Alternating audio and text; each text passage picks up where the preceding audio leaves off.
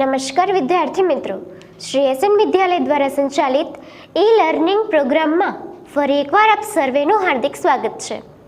વિદ્યાર્થી મિત્રો, chapter number 8 ગતિની અંદર આપણે ઘણી બધી ડેફિનેશન શીખી ગયા છે, એટલે કે ઘણી બધા પદ, એની વ્યાખ્યાઓ, એના સૂત્રો, એના એસા એકમ, અદિશ છે કે સદિશ વગેરે વિશે ઘણી બધી માહિતી આપણે મેળવી ચૂક્યા છીએ, બરાબર ને? પણ જ્યાં સુધી એનો પ્રેક્ટિકલી યુઝ કરવાનો ન થાય ત્યાં સુધી એ બધું આપણને યાદ નહીં રહે. એટલે અત્યાર સુધીમાં આપણે અંતર એટલે શું એ શીખી ગયા છીએ, સ્થાનાંતર એટલે શું એ શીખી ગયા છીએ, ત્યારબાદ ઝડપ અને વેગ વિશે શીખી ગયા છીએ, નિયમિત અને અનિયમિત ગતિ વિશે શીખી ગયા છીએ. ઝડપ અને વેગ પરથી સરેરાશ ઝડપ અને સરેરાશ વેગ વિશે આપણે જાણીએ છીએ. ત્યારબાદ નિયમિત ઝડપ, નિયમિત વેગ અને અચળ વેગી ગતિ માટેના જે બે શરતો હતી એ શરતો, આ તમામે તમામ માહિતી આપણે અત્યાર સુધી શીખી ગયેલા છીએ, બરાબર ને? તો હવે અત્યાર સુધી આપણે જે શીખ્યા છીએ એને આપણે યુઝમાં લેવાની છે, અને એના માટે આપણને પાઠ્યપુસ્તકની અંદર અમુક દાખલાઓ આપેલા છે. એટલે કે દાખલાઓ જ્યારે આપણે ગણવાના થશે ત્યારે આ બધા જે આગળની થિયરી આપણે ભણ્યા છે, થિયરીનો યુઝ આપણે એની અંદર કરવાનો થશે. એટલે એના કારણે, દાખલાના કારણે તો આમે વ્યવહારિક જીવનમાં વિજ્ઞાનનો જે ઉપયોગ કરવાનો છે, ખાસ કરીને આ જે ગતિ ચેપ્ટરનો વ્યવહારિક જીવનમાં જે યુઝ આવે છે ત્યાં આનો યુઝ શું છે, તો કે કોઈ પણ વસ્તુની ગતિ માપવા માટેની, ઝડપ માપવા માટેનો, વેગ માપવા માટે આ બધું આપણે ભણીએ છીએ. એટલે કે ત્યાં ગણતરી કરીને જ આપણે જવાબ મેળવવાનો હોય છે. એટલે કે પ્રેક્ટિકલ યુઝમાં દાખલાઓ જ ગણવાના હોય છે, પણ એ દાખલા ગણવા માટે થઈને આપણને એની થિયરી ખબર હોવી જોઈએ. તો આજે આપણે પાઠ્યપુસ્તકના અત્યાર સુધી ભણ્યા છીએ એના આધાર ઉપર 3 એક્ઝામ્પલ આપેલા છે. એક્ઝામ્પલ 8.1, એક્ઝામ્પલ 8.2 અને એક્ઝામ્પલ 8.3.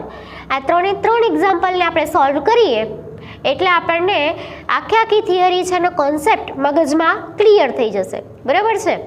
કદાચ મેં તમને કહેલું હશે કે તમે ટ્રાય કરીને રાખજો, જેટલું આવડે એટલું. કરી હોય તો ઠીક છે, ન કરી હોય તો કાંઈ વાંધો નહીં, પણ બને ત્યાં સુધી આપણે પાઠ્યપુસ્તકમાં ગણેલું છે એને ધ્યાને નહીં લઈએ.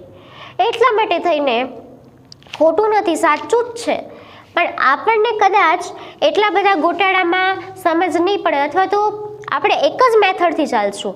પાઠ્યપુસ્તકમાં તો દાખલે એમને ઈચ્છા પડે એવું લખેલું હશે, જ્યારે આપણે એક જ મેથડથી, પહેલું એક્ઝામ્પલ, આજે પહેલો દાખલો આ પાઠનો જ્યાંથી સ્ટાર્ટ કરીએ છીએ એ જ મેથડથી છેલ્લો દાખલો આપણે ગણશું. એટલે કે એક જ પેટર્નથી ગણવાનું થાય તો તમને પણ આવડી જાય દાખલા, અને તમને પણ ખ્યાલ આવે કે હા, આ જ રીતે દાખલો ગણવાનો હોય એમ. તો ચલો ત્યારે એક્ઝામ્પલ 8.1 શું કહેવા માંગે છે આપણે જોઈએ.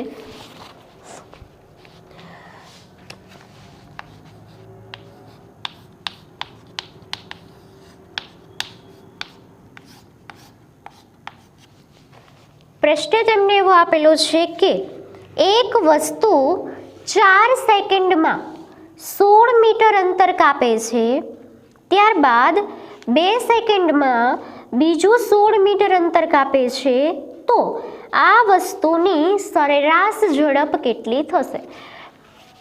હવે જો ખાસ રકમમાં તમને સૌથી પહેલાં કોઈ પણ દાખલો ગણવાનો સ્ટાર્ટ કરો એટલે સૌથી પહેલાં ફિઝિક્સના દાખલા માટે આટલું યાદ રાખો, તમને આપેલું શું છે અને તમારી પાસે માંગ્યું શું છે, આટલાનું લિસ્ટ તમે બનાવી દો એટલે દાખલો તમને આવડે ને આવડે.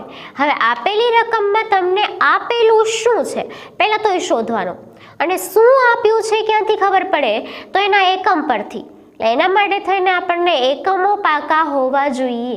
હવે સૌથી પહેલાં તમને આપેલું છે, જો 4 પાછળ S નો મિનિંગ થાય સેકન્ડ, અને સેકન્ડ એ સમયનો એકમ છે, એટલે કે 4 સેકન્ડનો તમને ટાઈમ આપેલો છે.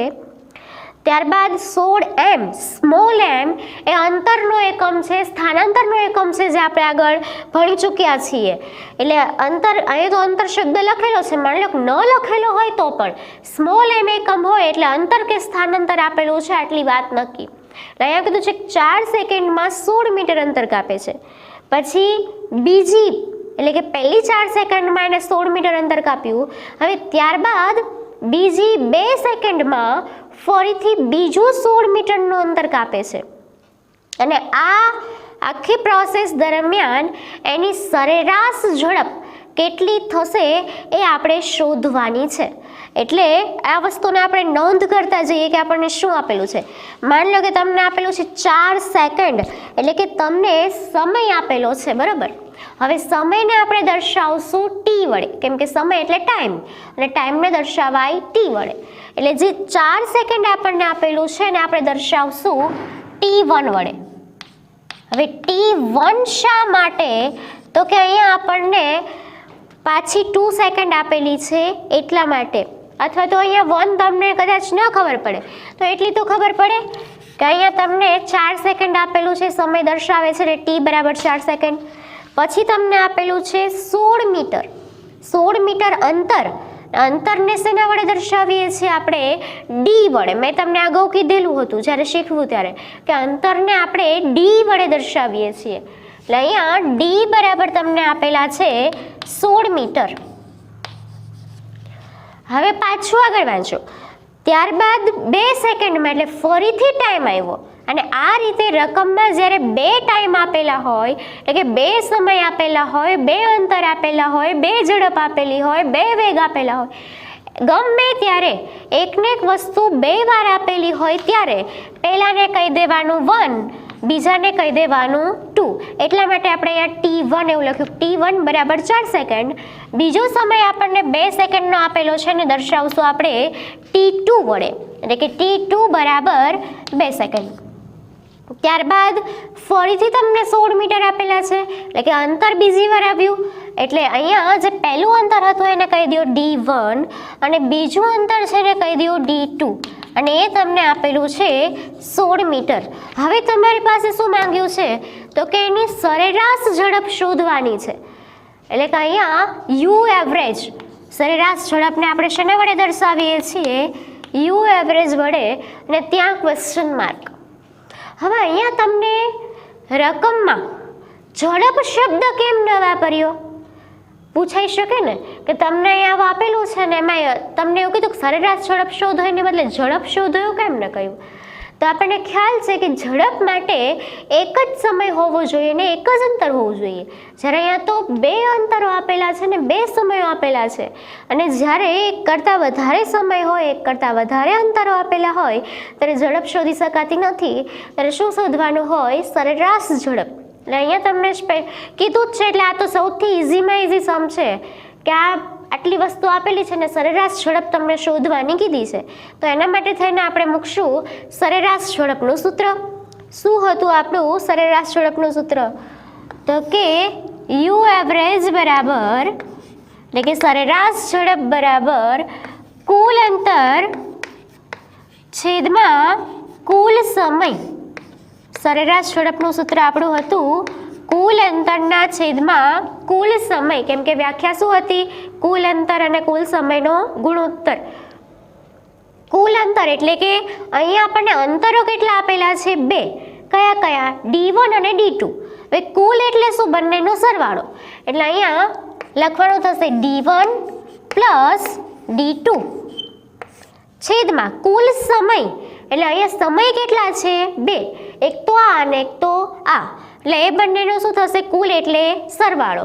એટલે કે T1 પ્લસ T2. હવે કિંમતો મૂકીએ. D1 ની કિંમત આપણને કેટલી આપેલી છે? 16. પ્લસ D2 ની કિંમત પણ કેટલી આપેલી છે?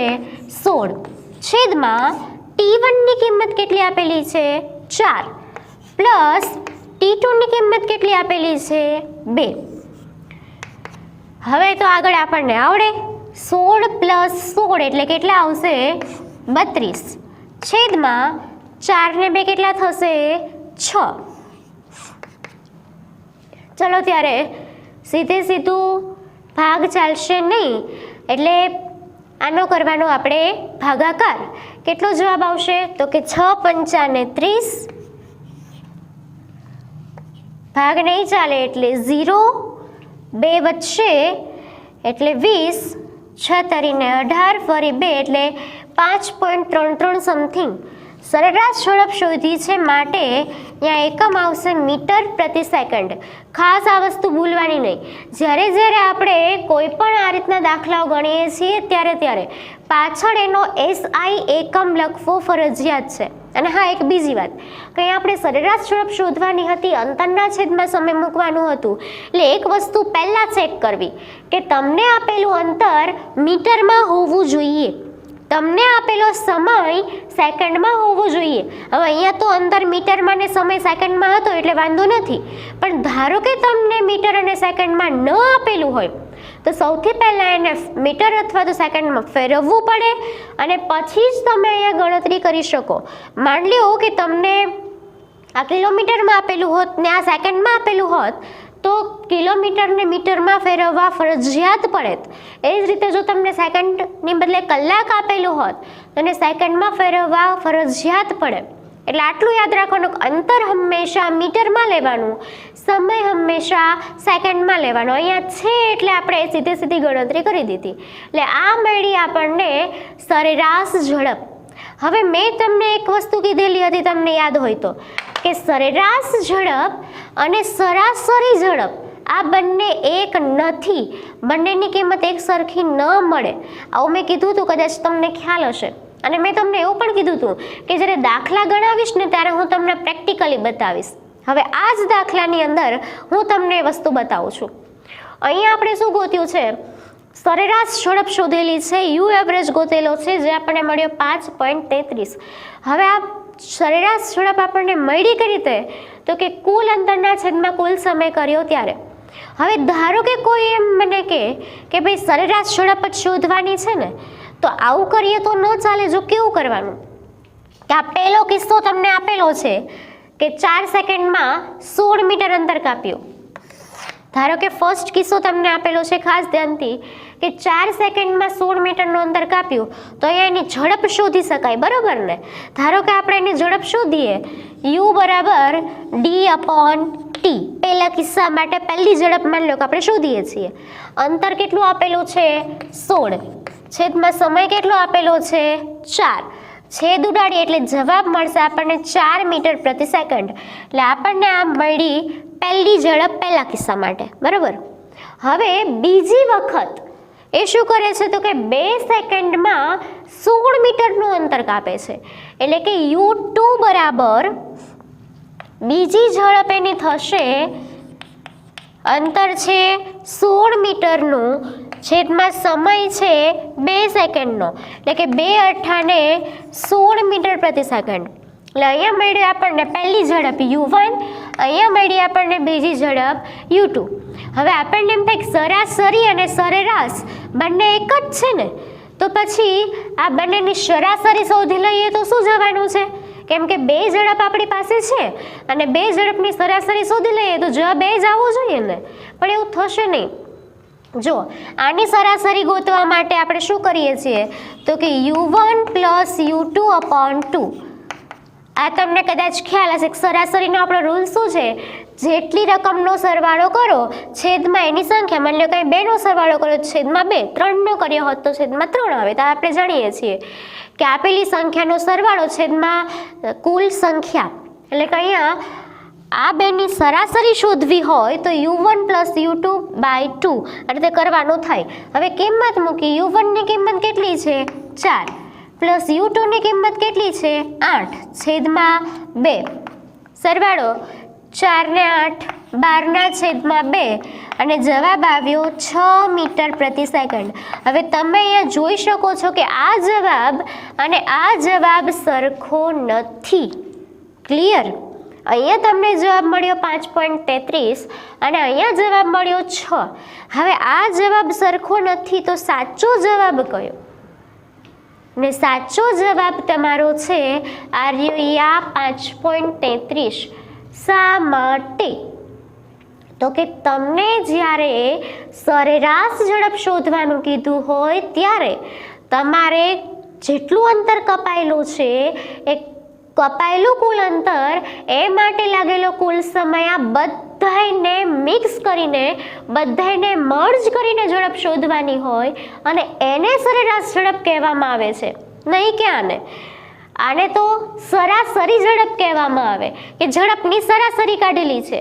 અને હવે ફરીથી મારું વાક્ય દોહરાવું છું કે સરેરાશ ઝડપ અને સરાસરી ઝડપ એક નથી. એટલે તમને જ્યારે પ્રશ્ન પૂછાયો હોય કે સરેરાશ ઝડપ શોધો, તો સરેરાશ ઝડપ શોધવા માટે તમારી પાસે અંતર હોવું ફરજિયાત છે, સમય હોવો ફરજિયાત છે, અને આ બંનેનો ગુણોત્તર લ્યો તો અને તો જ સરેરાશ ઝડપ મળે. બાકી તમને બે ઝડપ આપી દીધી હોય અને સરેરાશ ઝડપ શોધવાની કીધી હોય તો તમે આ રીતે સરેરાશ ઝડપ શોધી શકશો નહીં. પાઠ્યપુસ્તકનો ત્રીજો દાખલો, સ્વાધ્યાયનો ત્રીજો દાખલો છે, લગભગ ત્રીજો જ છે અબ્દુલ્લાવાળો.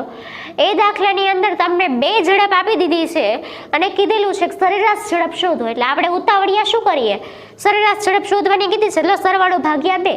તો તમારો જવાબ મળશે કેવો મળશે? ખોટો પડશે, કેમ કે સરેરાશ ઝડપ માટે કુલ અંતર છેદમાં કુલ સમય. એટલે આટલું તો આ પાઠ માટે આપણે નક્કી કરી જ રાખવાનું કે આપણને જ્યારે સરેરાશ ઝડપ કીધી હોય ત્યારે આપણે સરાસરી ક્યારેય કાઢીશું નહીં, સૂત્ર જ ફોલો કરશું કુલ અંતરના છેદમાં કુલ સમય. બાકી બહુ ટપો ન પડતો હોય તો મગજ અંદર બહુ વધારે ડીપમાં લઈ જવાની જરૂર નથી. આ તો જેને સમજણ પડે એના માટે વધારાની માહિતી છે. બાકી આપણને આટલું તો યાદ જ રહે કે સરેરાશ ઝડપ એટલે કુલ અંતર છેદમાં કુલ સમય. સરેરાશ અને સરાસરીના ડિફરન્સમાં ન સમજાય તો બહુ નહીં પડવું. અત્યારે આપણા માટે એટલું બધું ઉપયોગી નથી. તો ચલો ત્યારે એક્ઝામ્પલ 8.1 સાવ ઇઝી હતું અને તમને લગભગ ક્લિયર થઈ ગયું હશે કે જ્યારે પણ તમને આ રીતે સરેરાશ ઝડપ શોધવાની કે ત્યારે તમને બે વસ્તુની જરૂર પડે, અંતર અને સમયની. એટલે અંતર શોધી લેવાના, સમય શોધી લેવાના, સરવાળો અને એનો ગુણોત્તર. ત્યારબાદ એક્ઝામ્પલ 8.2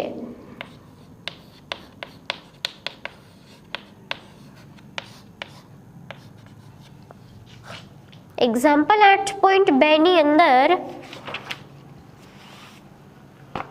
તમને એવું કીધેલું છે કે મુસાફરીના પ્રારંભના સમયે કારના ઓડોમીટરનું અવલોકન 2000 કિલોમીટર છે અને મુસાફરીના અંતમાં 2400 કિલોમીટર દર્શાવે છે. જો આ મુસાફરી દરમિયાન લાગતો સમય 8 કલાક હોય તો કારની સરેરાશ ઝડપ કિલોમીટર પ્રતિ અવર તથા મીટર પ્રતિ સેકન્ડમાં ગણો. ખાસ સમજવા જેવો દાખલો છે. હવે સૌથી પહેલાં તમને એવું કીધું છે કે મુસાફરીના પ્રારંભના સમયે કારના ઓડોમીટરનું અવલોકન.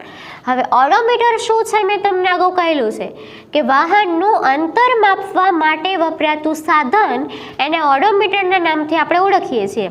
ને ઓડોમીટર હોય કઈ જગ્યાએ તો કે આપણા વાહનના ડાયલ ઉપર જે સ્પીડોમીટર હોય એ સ્પીડોમીટરના કાંટાની વચ્ચે આવડુંક બોક્સ હોય અને બોક્સની અંદર અમુક આંકડાઓની પટ્ટી ફરતી જતી હોય. જે પ્રમાણે આપણું વાહન ચાલે એ પ્રમાણે નંબર બદલાતા જતા હોય અને પાછળ તમને ખ્યાલ તો KM એટલે કે કિલોમીટર આવું આપેલું હોય અને એ જે આવડું અમથું નંબરિંગવાળું બોક્સ છે એ છે આપણું ઓડોમીટર. હવે કોઈ એક વ્યક્તિ હતો, કાર લઈને જવાનું છે એને. હવે જેવો એને કારમાં પ્રવેશ કર્યો, કાર સ્ટાર્ટ કરી એ સમયે એને જોયું તો એનો ઓડોમીટર, એના જે આંકડાઓ હતા એક્ઝેક્ટ 2000 હતા. પછી એને ગતિની શરૂઆત કરી, એને અમુક અંતર કાપ્યું, કેટલું અંતર કાપ્યું આપણને ખબર નથી, પણ જ્યારે એને કાર સ્ટોપ કરી ત્યારે એનું છેલ્લું રીડિંગ હતું 2400. હવે નક્કી આપણે કરવાનું છે કે એણે કેટલું અંતર કાપ્યું હોય.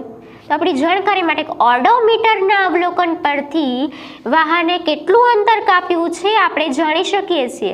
અને કદાચ આ વસ્તુ મેં તમને અંતર સમજાવતી વખતે કીધેલી હતી કે ઓડોમીટર પરથી જાણી શકાય કે કયું વાહન કેટલું ચાલેલું છે. હવે અહીંયા આપણે નક્કી કરવાનું છે વાહનનું અંતર, બરોબર છે? કેમ કે આપણને શોધવાનું કીધું છે સરેરાશ ઝડપ, અને સરેરાશ ઝડપ શોધવાનું કીધું હોય તો અંતરની જરૂર આપણને પડે, સમયની જરૂર આપણને પડે. એટલે અંતર શોધવાનું છે, આપણે D શોધવાનો છે. હવે ડી શોધવા માટે આપણને જો સીધું તો આપેલું છે ને આટલું અંતર કાપ્યું એવું કીધેલું નથી, પણ અંતર કઈ રીતે શોધવું એની હિન્ટ આપેલી છે. શું કીધું છે એને? તો કે જ્યારે ગતિ સ્ટાર્ટ કરી ત્યારે ઓડોમીટર હતું 2000, જ્યારે એને ગતિ પૂરી કરી ત્યારે ઓડોમીટર હતું 2400. એટલે વાહનનું અંતર કેટલું? તો કે અહીંથી સ્ટાર્ટ કરીને અહીંયા સુધીનું, એટલે કે આટલું ડિસ્ટન્સ વાહને કાપેલું છે. અને આટલું ડિસ્ટન્સ મેઝર કઈ રીતે કરવું, માપવું કઈ રીતે, તો એ તો મેં તમને શીખવ્યું છે કે છેલ્લેમાંથી પહેલું બાદ કરી દો એટલે વચલો ડિફરન્સ તમને મળી જાય. એટલે કે 2400 - 2000, એટલે કે ડી શોધવું છે તો છેલ્લું રીડિંગ છે 2400, એમાંથી પહેલું રીડિંગ છે 2000, આ બાદ કરો એટલે જવાબ મળશે આપણને 400 કિલોમીટર. અને આ છે આપણું અંતર કે વાહને આટલું અંતર કાપ્યું હોય. હવે ઘણા લોકો શું કરે છે એ તમને કહું કે તમને સરેરાશ ઝડપ શોધવાની કીધી છે એટલે ખબર છે કે કુલ અંતર જોઈએ ને કુલ સમય જોઈએ, બરોબર. હવે ઘણા લોકો ઉતાવળમાં એવું વાંચતા નથી કે ઓડોમીટરનું અવલોકન આવો શબ્દ આપેલો છે, એ લોકો રકમ વાંચી 2000 કિલોમીટર, D1 બરાબર 2000, 2400 તો કે D2 બરાબર 2400 અને D1 પ્લસ D2 એટલે 2000 પ્લસ 2400 કરી અને દાખલો ગણી નાખે છે. એટલે ખાસ ધ્યાન રાખવું, 2000 અને 2400 તમને અંતર આપેલું નથી, એ તમને ઓડોમીટરનું અવલોકન આપેલું છે ને એના પરથી અંતર આપણે શોધવાનું છે. એટલે ખાસ રકમ વાંચવી અને થોડુંક સમજવું. એટલે અહીંયા અંતર આપણને આ રીતે મળશે કે આ ઓડોમીટરનું લાસ્ટ અવલોકન માઇનસ ઓડોમીટરનું ફર્સ્ટ અવલોકન, અને એના પરથી આપણને મળ્યું કે આ જે કાર છે એ 400 કિલોમીટર ચાલેલી છે. ત્યારબાદ શું કીધું છે? આ મુસાફરી દરમિયાન લાગતો સમય 8 કલાક છે. સમયને આપણે દર્શાવીશું ટી વડે, એટલે કે ટી આપણને આપેલો છે 8 કલાકનો, કે 8 કલાક સમય લાગે છે.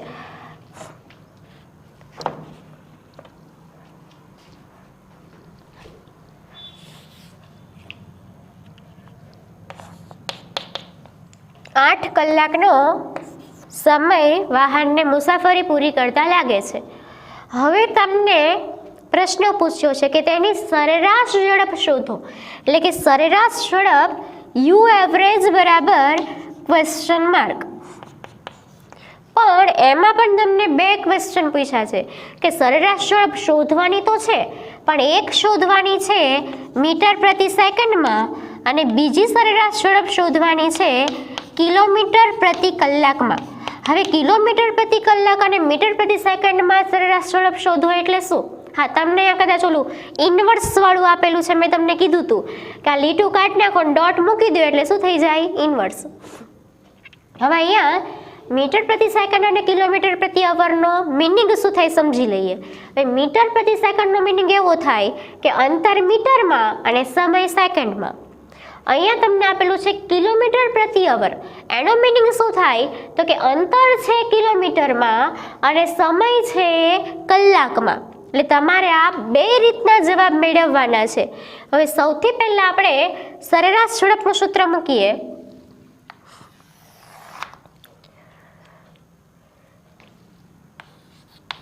શું છે સરેરાશ ઝડપનું સૂત્ર? તો કે કુલ અંતર છેદમાં કુલ સમય. હવે કુલ અંતર આપણને કેટલું કુલ સમય. હવે કુલ અંતર આપણને કેટલું મળ્યું છે? 400 કિલોમીટર. કેમ કે ગેપ નથી આપેલા કે પહેલી કલાકે આટલું, બીજી કલાકે આટલું, ત્રીજી, સીધું સળંગ આપેલું છે કે 8 કલાકમાં ટોટલ આટલું અંતર એને કાપેલું છે. એટલે કુલ અંતર આપેલું છે આપણને 400 કિલોમીટર. કુલ સમય આપેલો છે આપણને 8 કલાક. હવે આપણે એને માની લો કે કિલોમીટર પ્રતિ અવરમાં શોધવું છે. એટલે કે જો કિલોમીટર પ્રતિ અવરમાં આપણે સરેરાશ ઝડપ શોધવી હોય તો અંતર શેમાં હોવું જોઈએ? કિલોમીટરમાં. સમય શેમાં હોવો જોઈએ? કલાકમાં. હવે જુઓ તો અંતર શેમાં છે? કિલોમીટરમાં. સમય શેમાં છે? કલાકમાં. એટલે તમને કિલોમીટર અને કલાક આપેલું જ છે, તો તો સીધું અહીંયા તમે એપ્લાય કરી શકો કે કુલ અંતર શેમાં કિલોમીટરમાં તો કે 400, કુલ સમય કલાકમાં કેટલો છે તો કે 8, એટલે કે 400/8 જવાબ મળશે તમને 8 પંચા 40 એટલે 50. પણ હવે અહીંયા જ્યારે એકમ લખીએ છીએ ત્યારે ધ્યાન રાખવું, અહીંયા આપણે એસા એકમ લખતા હતા મીટર પ્રતિ સેકન્ડ, જ્યારે અહીંયા મીટર પ્રતિ સેકન્ડ નહીં આવે, અહીંયા શું આવશે કિલોમીટર પ્રતિ અવર. આ કિલોમીટર પ્રતિ અવરનો મિનિંગ શું થાય તો કે વાહનની સરેરાશ ઝડપ 1 કલાકમાં પ્રતિ અવર એટલે 1 કલાકમાં 50 કિલોમીટરની છે, એટલે કે આ વાહન 1 કલાકે 50 કિલોમીટરની સ્પીડથી ચાલે છે. પણ રિયલમાં વ્યવહારિક જીવનમાં શું 50ની સ્પીડ એની કોન્સ્ટન્ટ રહી હશે? ના, ક્યારેક ધીમું પાડ્યું હશે, ક્યારેક ફૂલ કરી હશે, પણ એવરેજ સ્પીડ એની કેટલી છે 50ની છે, કે 1 કલાકમાં 50 કિલોમીટરનું અંતર એ કાપી શકે છે. એટલે આ જવાબ મળ્યો આપણને કિલોમીટર પ્રતિ અવરમાં. પણ આપણને આ પહેલો જવાબ કિલોમીટર પ્રતિ અવરમાં માંગેલો હતો એ મળી ગયો. હવે બીજો જવાબ આપણે મેળવવાનો છે મીટર પ્રતિ સેકન્ડમાં.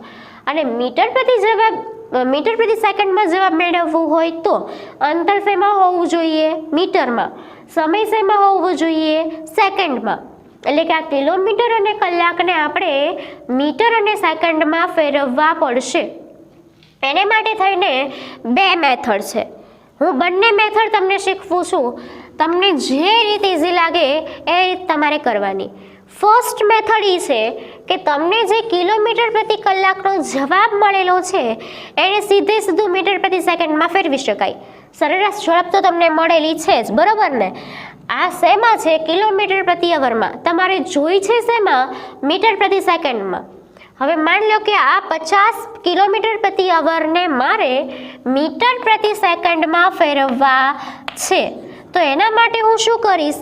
અહીંયા જે મને યુ એવરેજ બરાબર 50 આપેલું છે, આ 50 કિલોમીટર પ્રતિ કલાકને મીટર પ્રતિ સેકન્ડમાં ફેરવવા માટે ખાસ યાદ રાખજો 1000 વડે ગુણવાના અને 3600 વડે ભાગવાના હંમેશને માટે. અને આ તો ઠીક છે કે આ રીતે તમે અત્યારે કરો ન કરો, બાકી અગાઉના જે દાખલા ગણવાના આવશે, અગાઉના દરેક દાખલાની અંદર તમને કદાચ ઝડપ કિલોમીટર પ્રતિ કલાકમાં આપેલી હોય તો એને મીટર પ્રતિ સેકન્ડમાં ફેરવવી જ પડશે.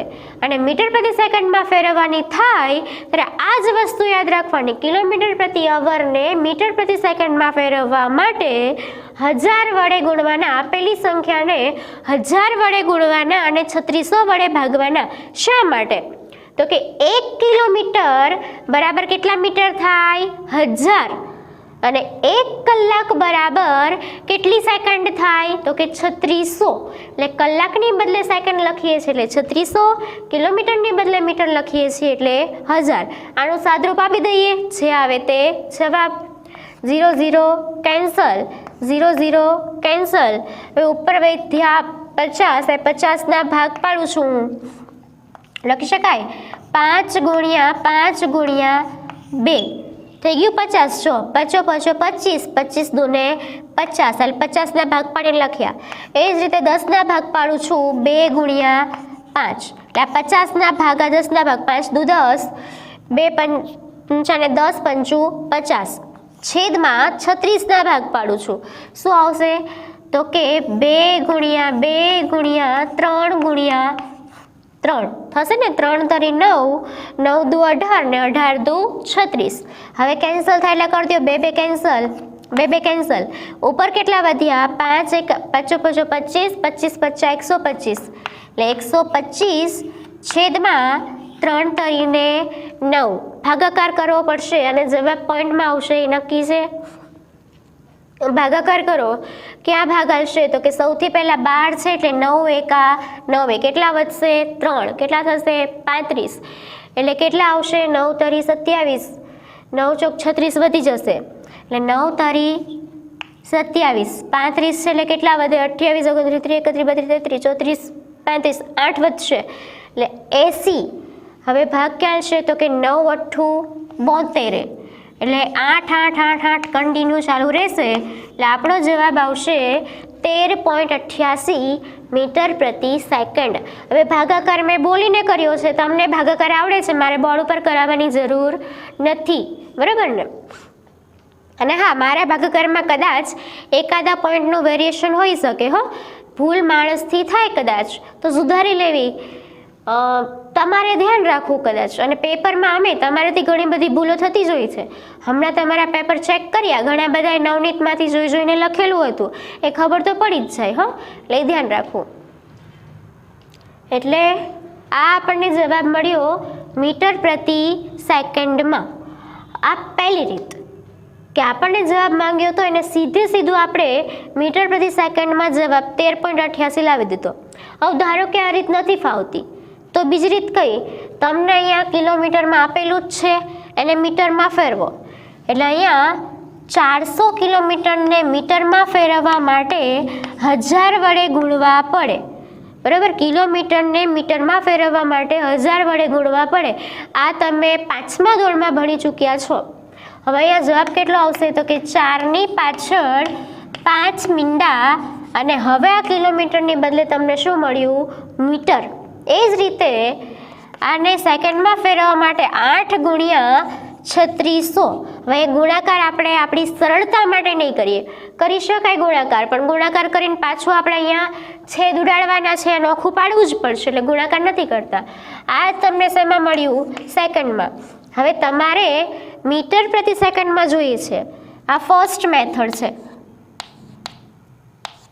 અને હવે આ સેકન્ડ મેથડ આપણે જોઈએ કે મીટર પ્રતિ સેકન્ડમાં સરેરાશ ઝડપ શોધવી છે. તો યુ એવરેજ બરાબર કુલ અંતર છેદમાં કુલ સમય. કુલ અંતર કેટલું છે? તો કે મીટરની અંદર અંતર માંગો, તો મીટરની અંદર અંતર તમને આટલું આપેલું છે. કેટલું? તો કે 4, 1, 2, 3, 4 ને 5 છેદમાં સમય કેટલો આપેલો છે? તો કે 8 ગુણ્યા 3600. સૌથી પહેલા 0 0 કેન્સલ, ઉપર આપેલું છે એના ભાગ પાડીએ, એટલે અહીંયા છે 4 ગુણ્યા 3 મીંડા છે એને 1000 કહી શકાય, એટલે 10 ગુણ્યા 10 ગુણ્યા 10. હંમેશા છેદ ઉડાડવાના થાય, એટલે તમે તમારી રીતે છેદ ઉડાડી શકો છો, નો ડાઉટ. પણ જો આ રીતે બની શકે એટલા નાના નાના ભાગ કરીને છેદ ઉડાડશો તો લાંબી સંખ્યાનો ગુણાકાર ભાગાકાર નહીં કરવો પડે, એટલે તમને ઇઝી પડશે. એટલે અહીંયા મેં શું કર્યું? 4000ના ભાગ પાડી દીધા. 4 ગુણ્યા 10 ગુણ્યા 10 ગુણ્યા 10, એટલે આ 4000 જ થયું. છેદમાં 8ના ભાગ પાડું છું, 4 દુ 8, 36ના ભાગ પાડું છું, 9 ચોક 36. હવે બને એટલું ઉડાડો, 4 4 કેન્સલ, અહીંયા 2 પંચા ને 10, અહીંયા 4ના ફરીથી ભાગ પાડું, 2 દુ ને 4, તો 2 પંચા ને 10, 2 પંચા ને 10, એટલે 125ના છેદમાં 9. અને આપણે જાણીએ છીએ કે 125ના છેદમાં 9 એટલે 13.888 કન્ટિન્યુ, પણ પોઈન્ટ પછીના 2 આંકડા જ રાખવાના, મીટર પ્રતિ સેકન્ડ. એટલે આ રીતે આપણને સરેરાશ ઝડપ મળેલી છે 13.88 મીટર પ્રતિ સેકન્ડ. ક્લિયર?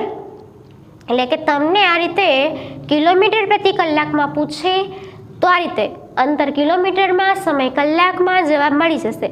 અને મીટર પ્રતિ સેકન્ડમાં પૂછે ત્યારે કિલોમીટર પ્રતિ અવરને સીધું મીટર પ્રતિ સેકન્ડમાં ફેરવી શકો છો. કઈ રીતે? તો કે 1000 વડે ગુણી 3600 વડે ભાગો, જે આવે તમારો જવાબ. એટલે માની લો કે એમ ન ફાવે તો અંતરને મીટરમાં ફેરવો, સમયને સેકન્ડમાં ફેરવો, અને અંતરના છેદમાં સમય મૂકીને સાદરૂપ આપો. જવાબ તમને બંને વખતે સેમ જ મળશે, કોઈ જ ફેર પડવાનો નથી. જે ફાવે તે રીત, પણ હું માનું છું ત્યાં સુધી આ રીત વધારે કરવી, કારણ કે અગાઉના દાખલાઓની અંદર આપણે વારે ઘડીએ કિલોમીટર પ્રતિ અવરને મીટર પ્રતિ સેકન્ડમાં ફેરવવાનું થશે. ક્લિયર? તો એક્ઝામ્પલ 8.1 અને 8.2 તમને સમજાઈ ગયું હશે, એકદમ સહેલા જ છે. તો હવે આપણે નેક્સ્ટ એક્ઝામ્પલ વિશે ચર્ચા કરીએ.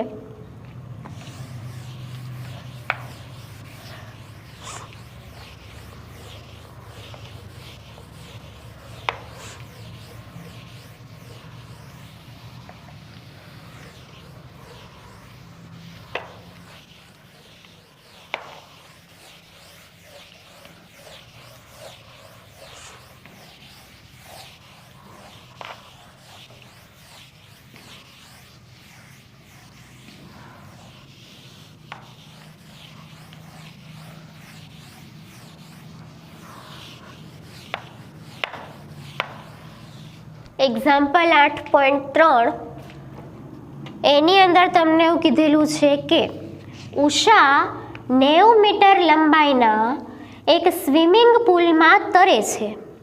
એટલે કે એક સ્વિમિંગ પુલની અંદર ઉષા તરે છે ને એની લેન્થ કેટલી છે 90 મીટરની. એક્ઝામ્પલ 8.3 તમને કીધું છે કે એક સ્વિમિંગ પુલની અંદર ઉષા તરે છે. હંમેશા ન આવડે તો રફ આકૃતિ દોરી દેવી એટલે તમને ખ્યાલ આવી જાય.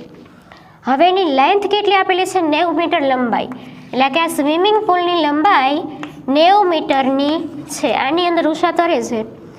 હવે તે સ્વિમિંગ પુલના એક છેડાથી બીજા છેડા સુધી, એટલે કે અહીંયા આ પહેલા છેડાને એ નામ આપું ને બીજા છેડાને બી નામ આપું.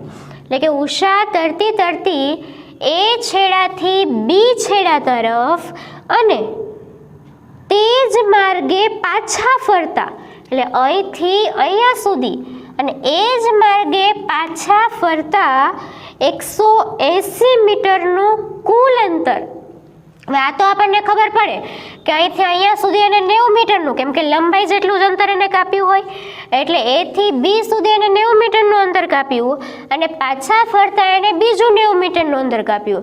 એટલે કે ઉષાએ ટોટલ અંતર કેટલું કાપ્યું તો કે 180 મીટર 1 મિનિટમાં કાપે છે. એટલે 1 મિનિટ એ આપણે શું આપેલો છે સમય, એટલે કે આટલું અંતર એને 1 મિનિટમાં કાપેલું છે. તો ઉષાની સરેરાશ ઝડપ અને સરેરાશ વેગ આ બંને આપણે ગણવાનું છે. હવે સૌથી પહેલાં આપેલું શું છે અને માંગેલું શું છે એ આપણે નક્કી કરી લઈએ. એટલે આપણને આપેલું છે અંતર. હવે પહેલાં વાત કરીએ આપણે સરેરાશ ઝડપ માટે.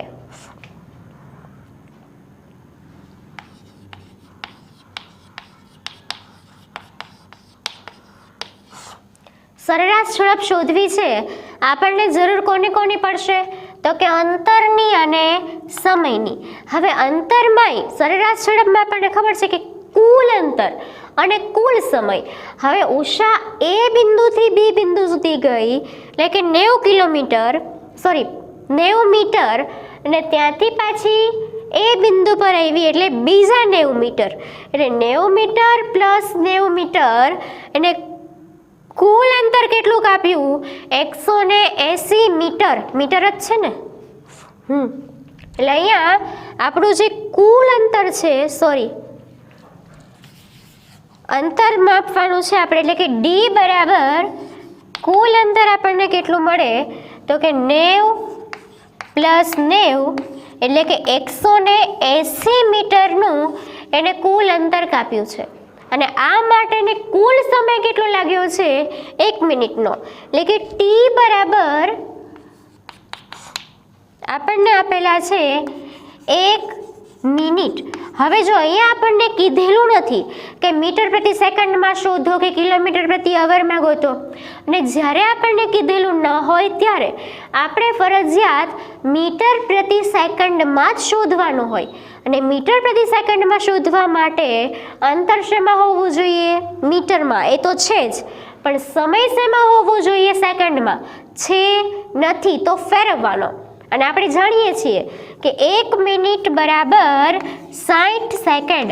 એટલે અહીંયા આપણે ટી લઈશું 60 સેકન્ડ. હવે આપણે એની સરેરાશ ઝડપ શોધીએ. એટલે કે યુ એવરેજ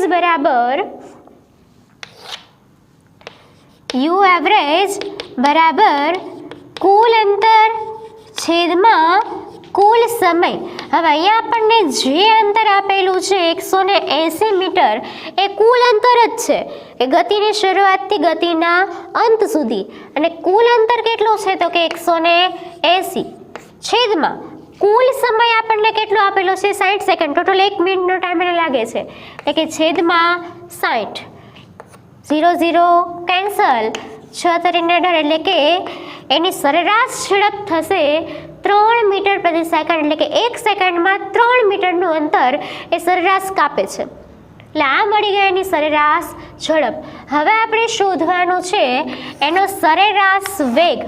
આકૃતિ રફ કામ માટે છે, તમારે ડ્રો કરવાની જરૂર નથી. હા, સમજવા માટે એવું દોરવું હોય તો દોરી શકો છો. હવે આપણે સરેરાશ વેગની વાત કરીએ.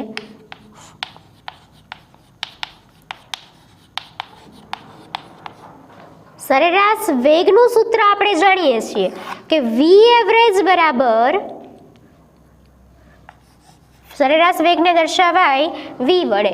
વી એવરેજ બરાબર કુલ સ્થાનાંતર છેદમાં કુલ સમય. એટલે કે વેગ શોધવા માટે આપણી પાસે સ્થાનાંતર અને સમય હોવો જોઈએ, બરાબર છે ને? એના માટે થઈને આપણે સૌથી પહેલાં સ્થાનાંતર કેટલું છે એ નક્કી કરવું પડશે, સમય કેટલો છે એ નક્કી કરવું પડશે. હવે ઉષા દ્વારા થયેલ સ્થાનાંતર કેટલું, જો એને સ્ટાર્ટ ક્યાંથી કરી હતી ગતિ, એ બિંદુ પરથી એ થી બી પર ગઈ અને બી પરથી પાછી ક્યાં ગઈ, એ ઉપર. એટલે કે એનું પ્રારંભિક બિંદુ કયું હતું, એ. એનું અંતિમ બિંદુ કયું છે, એ. એટલે જ્યારે પ્રારંભિક બિંદુ અને અંતિમ બિંદુ એક જ હોય તો પદાર્થનું સ્થાનાંતર કેટલું થાય, 0 મીટર. આ વસ્તુ આપણે જાણીએ છીએ, એટલે કે એના દ્વારા થયેલું સ્થાનાંતર 0. હવે એને ટાઈમ તો કેટલો લાગ્યો છે, 1 મિનિટનો જ, બરાબર ને? અહીંથી અહીંયા ગઈ તો છે જ, એટલે ટાઈમ ટી બરાબર આપણને આપેલું છે 1 મિનિટ. મિનિટમાં ચાલે નહીં, સેકન્ડમાં ફેરવવું પડે, એટલે 60 સેકન્ડ. અને હવે આ કિંમત અહીંયા મૂકો, એટલે કે સ્થાનાંતર કેટલું છે, 0, એટલે કે 0. સમય કેટલો છે, એટલે 60. હવે આપણે જાણીએ છીએ કે 0ના છેદમાં કોઈ પણ સંખ્યા હોય, જવાબ હંમેશા 0 જ મળે. એટલે કે ઉષાનો સરેરાશ વેગ 0 છે. એને કોઈ જ ગતિ કરી નથી એવું એના વેગ પરથી સૂચવાય છે. ક્લિયર? એટલે આ થઈ ગયો આપણો સરેરાશ ઝડપ અને સરેરાશ વેગ બંનેનો આન્સર. એટલે હવે તમને કદાચ ઝડપ અને વેગ ક્લિયર થઈ ગયા હશે, કારણ કે સૂત્ર ઉપર જ આપણે ચાલવાનું છે. એ સૂત્ર યાદ રહે તો બધું યાદ આપણને રહી જશે. ક્લિયર? તો ચલો ત્યારે આજે આટલું રાખીએ. 3 એક્ઝામ્પલને શાંતિથી વિચારીને કરો, એકવાર મોઢે કરી નાખો, અને ત્યારબાદ જો ટાઈમ મળે તો નેક્સ્ટ લેક્ચરમાં આપણે પેજ નંબર 102 ઉપર અમુક ભણ્યા છીએ એના આધારે ક્વેશ્ચન પૂછેલા છે, એ ક્વેશ્ચનની ચર્ચા આપણે કરવાની છે. એટલે જો ટાઈમ મળે તો અગાઉથી એક ક્વેશ્ચન કરીને રાખજો, બાકી આવતા લેક્ચરમાં હું તો કરાવવાની છું જ. તો ચલો ત્યારે ત્યાં સુધી નમસ્કાર.